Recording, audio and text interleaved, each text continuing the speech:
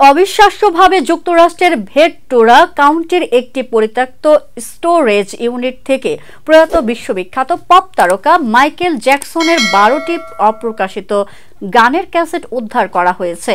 গানগুলো 1989 থেকে 1991 সালের মধ্যে রেকর্ড করা হয়েছিল, যা কিংবদন্তি শিল্পী মাইকেল জ্যাকসনের সৃষ্টিশীল সময়ের একটি দুর্লভ চিত্র তুলে ধরেছে। এই বিরল আবিষ্কারটি করেন একজন প্রাক্তন California highway patrol officer Greg মুসগ্রোভ।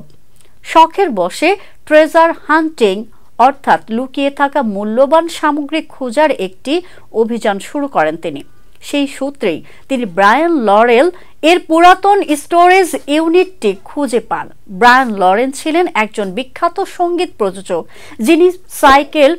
যিনি মাইকেল জ্যাকসনের সঙ্গে ঘনিষ্ঠভাবে কাজ করেছেন। স্টোরেজ ইউনিট থেকে উদ্ধার হওয়া গানের মধ্যে রয়েছে don't believe it, son of thriller, truth on youth.